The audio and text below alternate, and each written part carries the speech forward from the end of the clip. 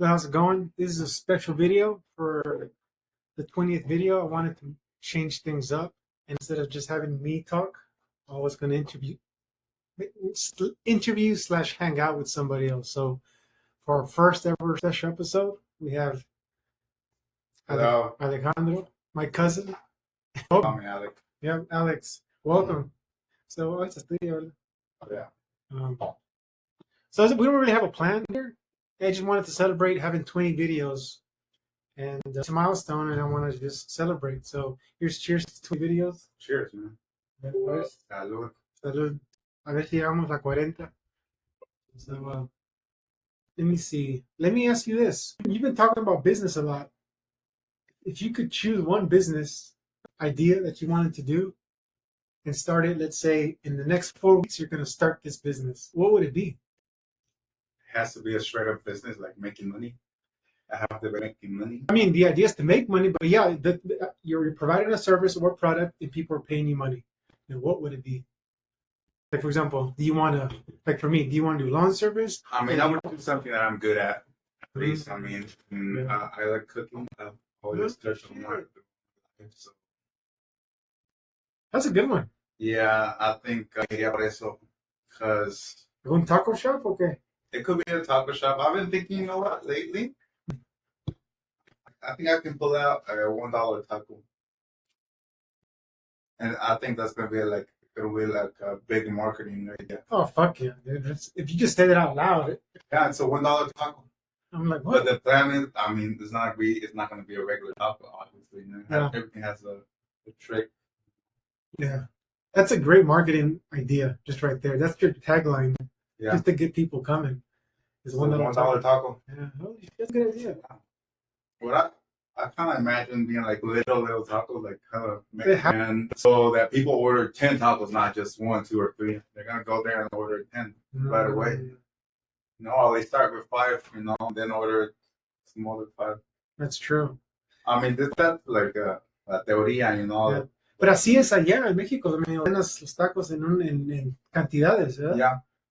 It's not just like one taco. I guess you can. I mean, you can. Normally, the street tacos over there are little. They're not. They don't do like the regular tortilla like we do here. Well, obviously over there they do, but another type of tacos. Yeah. There's a whole world talking about tacos, Yeah, for sure. And that's here and there, but like it's not mainstream, so it'll stand out. And even with the one, it's gonna get people interested. But like, oh, what? Where? And the only issue I see with that is like, how are you gonna pay your rent? You know what I mean? There's a reason I think tacos now. Well, that's what I'm saying. I mean, I don't know. I'm assuming food truck owners have to pay rent somewhere, right? They do. I don't know. I'm assuming, and that's why I'm guessing why the tacos now are like $5, for a fucking thing. Versus, I'm sure they could be one, but maybe it's like. I mean, but when you go there, how many tacos do you eat? How many tacos? I mean, 3, 4, 5, right? You're limited, right? Oh, there? Yeah. Now here, no, it's $1 taco. I mean, you can order 20 if you want. Yeah. That's true. That's a great idea, dude. That's fucking dope. Something to think about. Yeah, I mean, I don't know if it's a good idea, but it's an idea at least. That's the thing with business, right? You never know. You're always taking a risk. You have to jump onto something without knowing if it's going to work or not. That's why some people do it and some people don't. Holy shit, dude. Dope. Well, it's pretty. Let me see. What other question do I have for you? Oh, let me ask you a question. It's more about so my cousin, he was born here in the States, but then moved to Mexico. He lived there for a long time. Now he's back. So I guess my question for you is, what would you say is the biggest difference between Mexican culture and then American culture that you've seen so far? Biggest difference? Yeah, something that's like weird to you. Like, oh, it's weird that people do this here. I feel like, I don't know if it's good or bad, but here in the U.S., a lot of people are really focused on their careers, like trying to be bigger or get where they want to be. Yeah. Talking about, careers, job-wise or in the business or whatever. And over in Mexico, it's more about, we do care about that, but we also care about living present, enjoying family, friends, having a nice lookout. Doesn't have to be only on the week. It could be during the week. You Yeah. know, it's a lot different the way they manage stuff over there. They're more open about plans. Uh-huh. Yeah.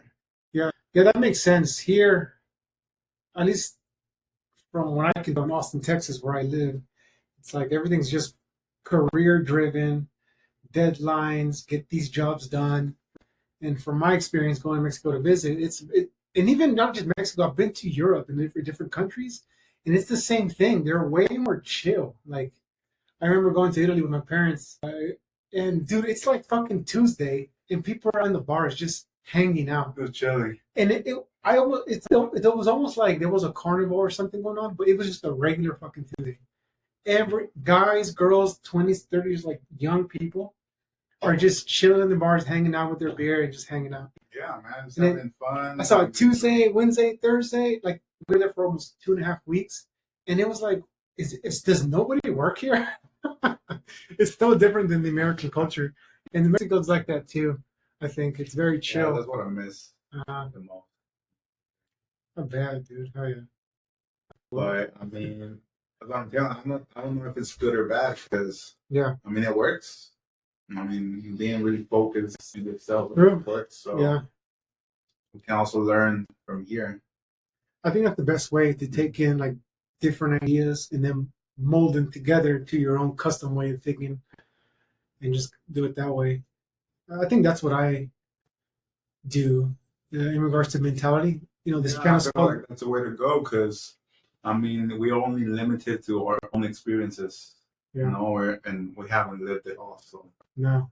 we might as well learn from other people having other types of experiences. Yeah, that brings me to something else. It's like, I think it's super important that you travel. If you have the opportunity to, no, I'm not saying travel and go to like resorts and stuff like that, but just like check out different states, cities, countries even. It really opens up your perspective of like how good you have it here or how bad you have it or how bad it could be somewhere else. And you also see the different mentalities of like what works over there versus here. So I think we traveled a lot going to Mexico as kids. And at the time, I didn't never understood it. But now that I'm older, it's really molded me for who I am because I can see how little people can live by and like how bad it can be versus what I have here. I'm like, shit, I'm going to do whatever I can just to not go back. And I have all this opportunity. I should be able to double, triple, quadruple what my parents did because I have all the opportunity here. Yeah, you have more. Exactly, especially coming from where, let's say, for example, my dad coming from a fucking side of a mountain. I'm like, I'm living like a fucking king over here.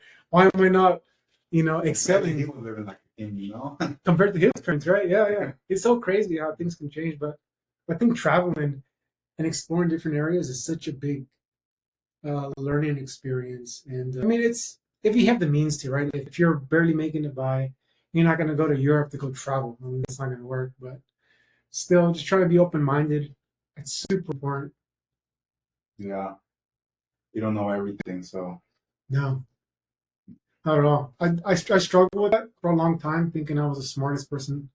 I knew everything. And I still kind of think that way, but I've also understood that it's better for me to be open-minded and listen to other people's points of view. Like, for example, just a couple hours ago, I was asking you, hey, what do you think about this thing in my business? Like, how would you do it? And then in fucking 15 minutes later, you cured my depression and fixed my problem. You know what I mean? Yeah. It's because I'm open-minded to listen to other points of views. And I might be like, what estoy viendo todo desde otro punto de vista, no? Mm-hmm. And you're not really at that point of view. I'm too close to it. I'm too like right here and outside. And you're like, just that right there. No, the same way it goes with me. I mean, I'm not really sure what's happening inside. Yeah. I'm just telling you what estoy diciendo lo que pienso, no? From the outside, but I don't have the whole picture. Exactly. So I mean, my point of view might be mistaken at the end of the day. No, exactly. But it's just about having the willingness to listen to opinions, listen to talk. And it's interesting because I found that not everybody wants to speak their opinion. I've had a conversation with a lot of people, and like nobody wants to say what they want to say. You know, that's another issue. You'll find people that don't want to care. I think it's just like the level of thinking is just too far outreach. Like they just don't bother with it. And for me, this is my world. Problem solving. Hey, what do you think about this? Hey, what do you think about that? Experimenting in my own mind. Not everybody can kind of get that. Just to see what I'm trying to do here. Well, probably they're just focused on their own ideas, you know, and Yeah. they don't care really about what's going on. Which is fair. Yeah. Yeah, which is also fair, but I mean, I feel like you can learn from any type of subject, Okay. you know, and it'll help you for your own stuff. Yeah. That's right. Yeah, man. What do you think about being on camera? My first time, actually. It's kind of weird, right? A little bit. Yeah. But then you get used to it. I feel weird too, but like I've done it already 20 times. And it's just like, all right, if I'm stupid, I'm stupid. If I'm not, I'm like, it doesn't matter. You know, it's not like Yeah. I'm going to see myself on fucking the #1 trending video. You know what I mean? Nah. Nobody watches, nobody cares, but it's very good experience I found to help me communicate my ideas and also just, I don't know, be more comfortable with my voice. Learn from yourself. Yeah. Public speaking is like a lot of people's fear. This is like the best way to get rid of it. Is just to talk to the camera and then view it so you can hear your voice. Edit. Yeah. The good thing about I use Loom. It sort of edits for you, but I have found that it's kind of glitchy. It'll kind of glitch it. Is it AI or? Yeah, it's supposed to be AI. So I use it more for primarily to record like this, but it also it creates the captions for you, like all the text. It'll create that for you automatically, and that's what I upload to YouTube. So it's the video with the captions instead of me typing it like every fucking word. It just does it automatically. It's cool. Yeah, I'll show you. Yeah. But the AI kind of messes up the editing a little bit. So I think I'm going to start not using that because it fucks up the audio. But remember, I was telling you I wanted to start a YouTube channel. I think I'm gonna do it for empezar a hacer like I'm gonna record myself learning how to DJ. I think I'm gonna go that way. You know what you do? You can get a table like this, a camera up here, like even like this, but a camera right here, pointing down, and be like how to DJ. Even on the techo. Oh yeah, exactly, yeah. Yeah, probably like 2 cameras. Uno para ti, para de atrás, de arriba. And then you like pushing buttons, like, oh fuck, I fucked that up. Yeah, I'm gonna record everything. I'll fuck it up. Yeah, exactly. Yeah. This is what I like about this. You realize that like, oh shit, it doesn't matter. Oops, I fucked up. So what? You keep going. Yeah. So yeah, I think that's a great idea. Now you just got to figure out your setup and your equipment, right? I don't know what it takes. I know you need board and. I mean, the turning tables, the computer, and monitors. There's some. They got some. You got some, right? No, here. Mm-hmm. Just a big speaker outside. That's all I need. I mean, it's a few stuff, but. Well, even with the headphones, though, you connect it to your fucking thing. You con los headphones. Headphones are. I mean, you got the headphones, so you can. Oh yeah. Listen also to a track that's not on the actual speakers. You know? That's true. I need both. But. Yeah, man, I'm gonna start that. Hopefully this summer. It's fucking cool, dude. You know, my friend Carlos. You know, Carlos. He used to DJ. Oh, really? Yeah. He did it for a while. He did parties and stuff like that. And he learned from scratch. He doesn't do it anymore, obviously. But like, he had the turntables. He had the speakers. He played a couple gigs. He played a couple parties where we were at, and just fucking figured it out. And that was like shit, 15 years ago. Oh, really? Yeah. How old are you? Oh, 35, 34, probably. So like that was like 10 years ago, if not more. I mean, I'm interested in DJing, yeah, but más in like producción. I kind of want to make music, you know. Oh yeah, there's so many ways to do it, right? Yeah, but I mean, I feel like I don't know why. I feel like DJing could be my way in. Mm-hmm. You know, kind of getting used to the music and how to mix and eventually get to that making music. Yeah, you know, you're recording actual sounds instead of just mixing. Yeah. Yeah, that's dope, dude. Or mix my own sounds at least, you know. Yeah, I've seen videos where they'll take like just a fucking random sound or like a sample of something, and they just create their own sounds or chords or whatever to it. And I mean, that's possible. I've never fucked with it. I mean, it's so time consuming, you know, so tedious. Because at the end of the day, it's editing. You know, like if you were editing. It is. Yeah, that's true. That's one of the things I've always wanted to do with guitar is record myself and this and that. I just never had the setup in the space because it is loud, and then I want a laptop to work, and it never worked. Hopefully one day I'll have it. Maybe by the time I'm 50 years old, I'll be recording myself playing guitar. But until then, I'm gonna stick to this. This is just way easier. I can turn these around like quickly. Yeah. You know. That's you. Yeah. Bueno, this is todo. This is it. This is our 20th episode, or my 20th episode. Their special guest, Alex. And for our 40th episode, we'll have another special guest, and I don't know, we'll see what happens from there. Yeah. That's it. Any last words? Thank you for having me. You're welcome. It's my first time being in the camera, but yeah, here I am. I mean, yeah, it's simple. It's easy. It feels weird, but you just let it happen. Yeah, let it be. Just let it be. Exactly. All right then. Thank you, man. Have a good one. Yeah, you too.